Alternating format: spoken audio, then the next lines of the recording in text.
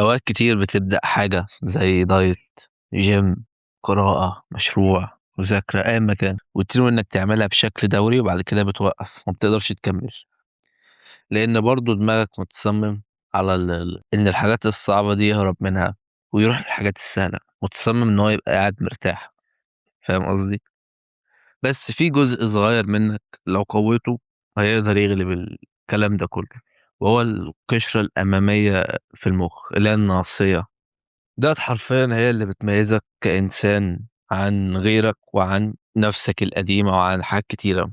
ديّة تساعدك إنّك مثلًا تقول لأ لحاجة مش مهمة عايز تعملها بس ممتعة عشان تعمل حاجة أهَم بس مُمِلّة. ديّة تقيس لك العواقب، لو كمّلت في العادة دي إيه اللي هيحصل قُدّام. ديّة تقيس لك المستقبل هيحصل فيه إيه. طبعًا مش توقُّع أو كده، لكن أظُن أنت فاهم قصدي يعني. فببساطة كده الفرق بينك وبين نَفْسك القديمة هي الحتّة دي، كل ما دي بتقوى كل ما أنت بتبعد عن نَفْسك القديمة، أو تروح لنَفْسك الحقيقية، ما مش هنسميها نَفْس جديدة ونَفْس قديمة، ده موضوع فيديو تاني يعني، بس ما علينا. والحلو وفي نَفْس الوقت الوحش فيها إنها بتتغيّر، يعني إيه؟ يعني بتقوى وبتضعف. فأنا هاقول لك دلوقتي إيه بالضبط اللي بيقويها وإيه اللي بيضعفها عشان تبقى عندك المعلومة. اللي بيضعفها قلة النوم، حتى لو كانت ليلة واحدة نوم وِحِش هتلاقي إن الأداء قَل خالص.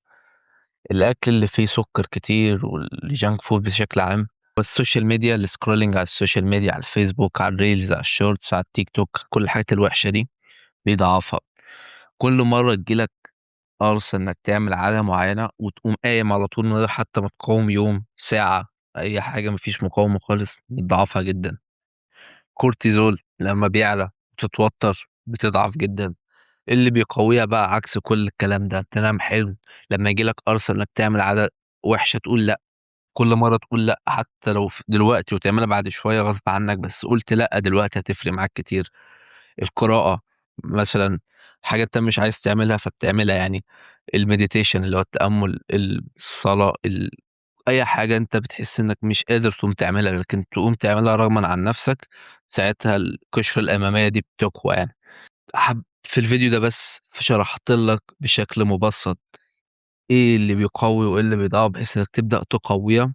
مش هاتعمق عشان الفيديو ما يبقاش طويل، حبيت إن أنا أخلّيها أجزاء، أحسن جزء أتكلم عن كذا، جزء عن كذا، جزء عن كذا، تبقى زي سلاسل، سلسلة الانضباط، سلسلة كذا، سلسلة كذا. أظن ده هيبقى أحسن يعني.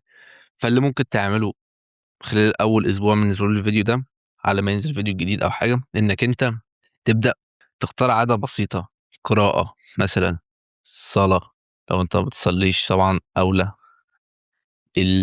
مثلًا الmeditation، وليكن مثال إنك already بتصلّي، فناخد مثلًا مثال القراءة مثلًا، فأنت تقرا كل يوم 10 صفحات. لو ال10 صفحات دي مملة بالنسبة لك أو 5 صفحات مملة بالنسبة لك بس تكمّل رغمًا عن نفسك، بعد الأسبوع هتلاقي إن في هتبقى أحسن، وتبقى قادر إن أنت تضيف على القراءة دي حاجة جديدة، ممكن تزوّد الصفحات. والفيديو الجاي هيبقى جزء أحسن إن شاء الله، وهيبقى فيه برضه معلومات أفيد. ممكن تبقى ال ال الس الموضوع ده ياخد جزئين أو 3 بالكتير.